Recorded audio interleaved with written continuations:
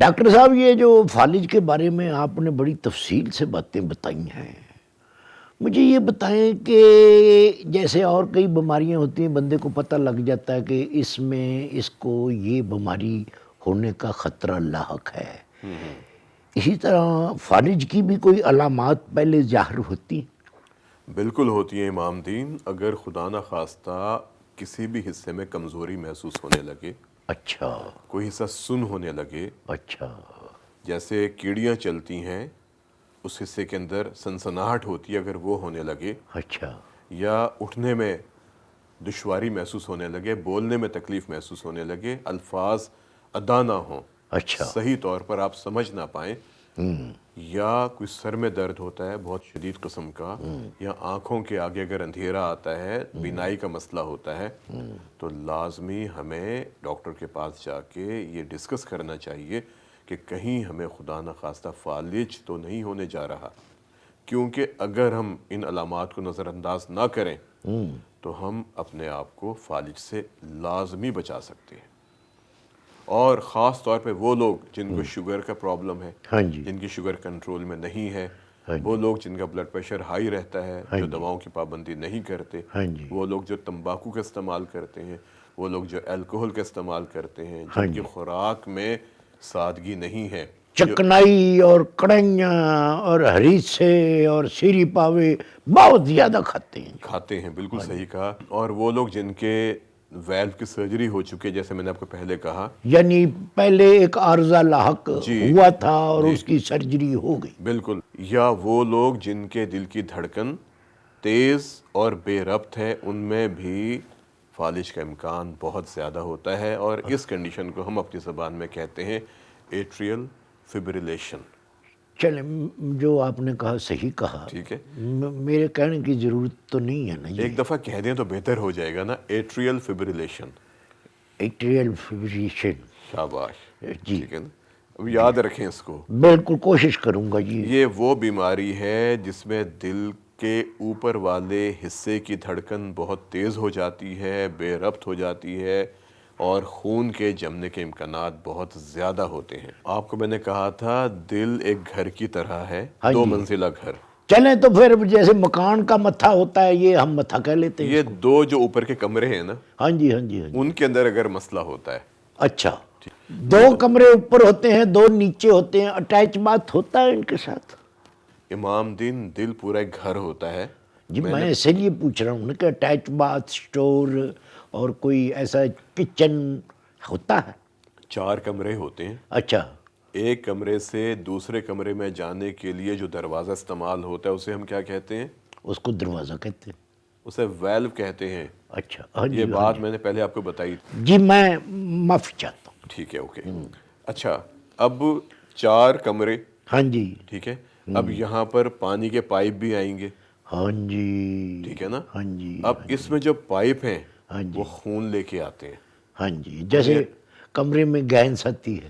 Gas بھی آتی ہے تو پائپ آتے ہیں نا. جی جی جی وہ جی. پائپ خون لے کے آتے ہیں. اس خون کے اندر توانائی ہوتی ہے، اس خون کے اندر ایسے اجزاء ہوتے ہیں جو دل کے پٹھوں کو توانائی پہنچاتے ہیں. جی اگر ان نالیوں کے اندر رکاوٹ ہو جائے ہاں جی تو اس کی وجہ سے پھر ہمیں انجائنا یا ہارٹ اٹیک ہو سکتا ہے. ہاں جی ہاں جی تو ویلو اور چیز ہے.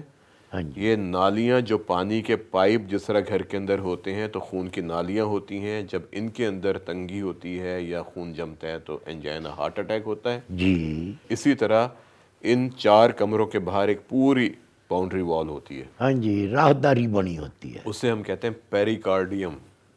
چل ٹھیک ہے. پھر جنریٹر لگے ہوئے اس کے اندر، پورا اچھا بجلی کا نظام. اچھا. یہ میں نے ساری باتیں امام دین آپ کو مجھے بتائی تھی. بتائی ہوئی ہیں، تو اب ضروری ہے کہ میں آپ کی بات کو کاٹ کر میں خود ماسٹر بن جاؤں؟ میں تو سٹوڈنٹ ہوں آپ کا. لیکن جب میں آپ سے پوچھتا ہوں پھر آپ جواب کیوں نہیں دیتے؟ جو جواب میرے کو یاد رہتا ہے وہ تو میں دیتا ہوں. آپ قابل آدمی ہیں، میں صاف جواب نہیں دیتا. آپ کو میں نے کھل کے بتایا تھا کہ ایٹریا دل کے اوپر کے 2 کمروں کو کہتے ہیں. جی بجا فرمایا آپ. جب ان کے اندر کوئی پرابلم ہو جائے، ان ہاں کی جی دھڑکن تیز ہو جائے، ہاں جی بے ربط ہو جائے، وہاں پر خون جمے گا. اور اگر اس خون کا لوتھڑا دماغ میں چلا گیا یا جسم کے کسی بھی حصے میں چلا گیا تو وہاں جا کے اس کو ناکارہ کر سکتا ہے۔ ٹھیک، بجا فرمایا۔ تو فالج کی ایک یہ بہت بڑی وجہ ہے۔ جی اور کچھ لوگوں میں ایسا بھی ہوتا ہے کہ اگر ان کا تھائرائیڈ غدود زیادہ کام کرنے لگے اس کی وجہ سے بھی فبریلیشن ہو سکتی ہے، دل کی دھڑکن تیز ہو سکتی ہے، اور پھر کلاٹ کہیں بھی جا سکتا ہے، اور اس کا پتہ ہی نہیں چلتا امام دین کہ ان کا تھائرائیڈ زیادہ کام کر رہا تھا۔ ایک سوال نے ابھی میرے دماغ میں جنم لیا ہے، اچھا، اس لوتھڑے کا سائز کیا ہوتا ہے؟ کم از کم اور زیادہ سے زیادہ کتنا موٹا ہو سکتا ہے؟ امام دین یہ بڑی لمبی چوڑی باتیں ہو جائیں گی، اچھا ٹھیک ہے نا، یہ ہمیں یہاں پر بتانے کی ضرورت نہیں ہے۔ اچھا صرف ہمیں یہ معلوم ہونا چاہیے کہ ہم ان تمام وجوہات کو کنٹرول کریں جن کی وجہ سے فالج ہو سکتا ہے، اور وہ میں نے آپ کو بتایا کہ شوگر کا کنٹرول صحیح ہونا چاہیے، بی پی کنٹرول صحیح ہونا چاہیے، خوراک آپ کی سادہ ہونی چاہیے، زود ہضم ہونی چاہیے، زود ہضم ہونی چاہیے، تمباکو نوشی سے پرہیز کرنا چاہیے، سگریٹ فروشی سے بھی، نوشی سے بھی کرنا چاہیے پرہیز۔ تمباکو نوشی سے، وہ چاہے سگریٹ ہو، سگار ہو، پائپ ہو، حقہ ہو، یا وہ شیشہ ہو، یا وہ نسوار ہو۔ نسوار کو امام دین ہم کہتے ہیں نا جلنے والا تمباکو۔ ہاں، اس کو آگ تو نہیں لگاتے۔ آگ نہیں لگتے، لیکن جو جسم میں وہ آگ لگاتا ہے نا، اچھا، وہ اندر جا کے اپنی ماچس کھول لیتا ہے۔ بالکل، اور وہ اتنا آگ لگاتا ہے کہ انسان بھسم ہو جاتا ہے۔ اور بھسم بھی کیسے ہوتا ہے کہ وقت سے پہلے ہارٹ اٹیک، وقت سے پہلے فالج، وقت سے پہلے گردوں کا ناکارہ ہونا، بینائی کا چلے جانا، اور معذوری پن۔ مطلب وہ جلدی میں ہی دنیا میں آتا ہے اور جلدی ہی واپس چلا جاتا ہے۔ امام دین جلدی جانا ہے یا دیر سے جانا ہے، ہاں جی، یہ تو اللہ نے ایک وقت مقرر کیا ہوا۔ بجا فرما رہے ہیں، لیکن اپنے دشمن آپ بھی تو ہو جاتا ہے نا بندہ۔ اگر ہم ان تمام چیزوں کو کنٹرول کر لیں ہاں جی، ہاں تو جی، فالج سے یقینی طور پر بچا جا سکتا ہے۔ جی، پھر وہ لوگ جن کے اندر خون کے جمنے کی صلاحیت زیادہ ہوتی ہے، یہ صلاحیت کیسے، کیوں ہوتی ہے اور کیسے پتہ چلتا ہے کہ ان میں خون کے جمنے کی صلاحیت زیادہ ہے؟ کچھ ٹیسٹ کیے جاتے ہیں، اچھا ان سے میں اندازہ ہو جاتا ہے۔ بعض اوقات کیا ہوتا ہے، خون کہیں بھی جم جاتا ہے، اچھا ٹانگوں میں جم سکتا ہے، اچھا ہاتھوں میں جم سکتا ہے، کہیں پر بھی جم سکتا ہے۔ اگر کسی کے کولے کی ہڈی ٹوٹ جائے ہاں جی، ہاں جی، یا کوئی بھی ایسا آپریشن کیا جائے ہاں جی، کہ جس میں انسان لیٹ جائے کافی عرصے کے لیے، ہاں جی۔ تو وہاں پر خون کے جمنے کے امکانات زیادہ ہو جاتے ہیں۔ اس کو کیا کہتے ہیں؟ مجھے یاد نہیں آ رہا، اس کو کچھ انگریزی میں بھی کہتے ہیں۔ اس کو تو ہم کہتے ہیں، جیسے اگر ٹانگوں میں خون جمع ہے اسے ہم کہیں گے ڈی وی ٹی، ٹھیک ہے، اچھا، کہ وہ نہیں، یہ جو کمر پر نشان پڑ جاتا ہے اور وہ کہتے ہیں بیڈ سور جو ہو جاتے ہیں۔ بیڈ جی سور۔ جی جی، اچھا میں نے یہ لفظ سنا ہوا ہے۔ اچھا وہ میرا ایک عزیز ہے، اس کو یہ ہوا تھا جی، اپنا برین ہیمبریج۔ اچھا تو وہ پھر اس کا ایک آپریشن تو اس سے دن ہوا تھا سویر کے وقت جس رات کو اس کو اٹیک ہوا تھا جی۔ پھر دوسرا اس کا کچھ چر کے بعد ہوا تھا، تو وہ پھر وہ کوئی 2-3 مہینے ڈاکٹر صاحب وہ بے ہوشی میں ہی رہا، تو وہ پھر وہ بیڈ سور اس کو ہو گیا تھا۔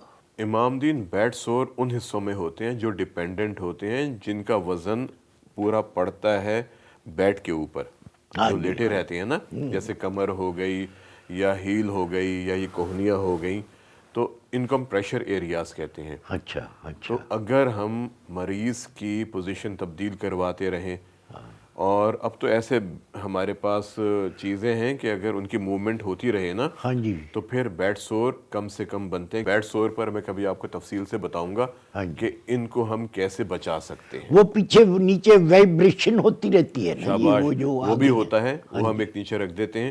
ہاں اور جی۔ اس کے علاوہ اگر ہم ان کے پراپر کیئر کریں، سب سے امپورٹنٹ امام دین ہوتی ہے کیئر۔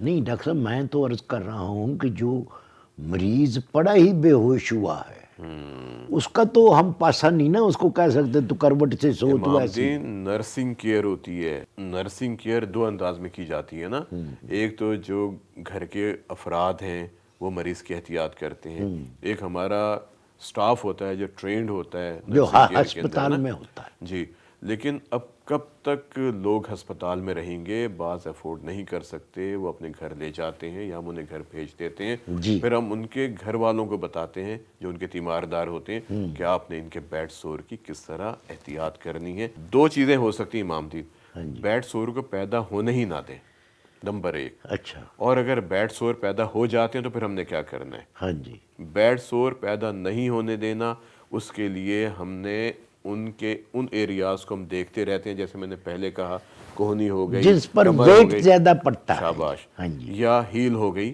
ہاں جی یا یہ پیچھے کے حصے ہو گئے ہاں جی، جو ہمارے یہ گھٹنوں کے نیچے گھٹنوں کے یہ، ہوتے ہیں، ہاں جی لیکن زیادہ تر یہ ہیلز ہوتی ہیں، کوہنیاں ہوتی ہیں اور کمر ہوتی ہے، یہاں پر جی زیادہ بیڈ سور بنتے ہیں۔ اگر ہم ان پر نگاہ رکھیں، ہاں جی، نکاح کیسے رکھنی، یوں کر کے؟ نگاہ یوں تاکہ ان علاقوں کو آپ دیکھیں کہ اچھا کہیں کوئی حصہ کالا تو نہیں ہو رہا، ٹھیک ہے؟ بعض اوقات مریض بتا نہیں سکتا، لیکن مریض کے چہرے پر ایکسپریشن ایسے ہوتے ہیں کہ وہ کہہ رہا ہوتا ہے کہ مجھے کچھ کرو، میرے لیے کچھ کرو، کیونکہ جب بھی کوئی درد ہوگا نا تو مریض جو اس کی ایک خاص قسم کی ہوتی ہے نا، وہ بتاتی ہے کہ کچھ غلط ہے۔ جیسے ڈاکٹر صاحب معصوم بچہ ہوتا ہے، جی، اس کو جو کوئی پرابلم ہوتی ہے اس کی ماں سمجھ جاتی ہے، سمجھ جاتی ہے، تو مریض کو بھی بچہ ہی سمجھنا چاہیے، بے شک، اور اس کو سمجھنا چاہیے، اس کی تکلیف کو فوراً سمجھ کے اس کا اپاء کرنا چاہیے۔ بے شک۔ اور ہم نے دیکھا کہ وہ بزرگ جو صحیح طور پر اپنی صفائی نہیں کر سکتے، ان کی اولاد کی ذمہ داری بنتی ہے کہ وہ ان کی صفائی کریں۔ وہ لوگ جو پیشاب کا مسئلہ ہو جاتا ہے یا ان کا سٹول صحیح طور پر اگر پاس نہیں ہوتا، پاس نہیں ہوتا یا وہ نکل جاتا ہے، ہاں جی بعض ہاں لوگ جی، ہوتے ہیں جو بستر پر لیٹے رہتے ہیں، تو ان کی صفائی کرنا بہت ضروری ہے، کیونکہ پیشاب کی وجہ سے اور سٹول کی وجہ سے وہاں پر کنٹیمنیشن ہو سکتی ہے، وہ علاقہ خراب ہو سکتا ہے، اور پھر وہاں پر وہ جگہ جلد گل جاتی ہے۔ جی اس لیے یہ سب کی ذمہ داری بنتی ہے کہ اگر پیمپر باندھا جاتا ہے جی تو اس کو آپ 2 گھنٹے کے بعد 3 گھنٹے بعد تبدیل کر دیں، جی اس کی صفائی کریں، اس حصے کو خشک رکھیں اور دوبارہ پیمپر باندھ دیں، اور کوشش کریں کہ جتنی آپ ہائیجین کا خیال کریں گے، جتنا آپ حفظان صحت کے اصولوں پر کام کریں گے، آپ کا مریض جلد صحت یاب ہو جائے گا۔ جی ماشاءاللہ۔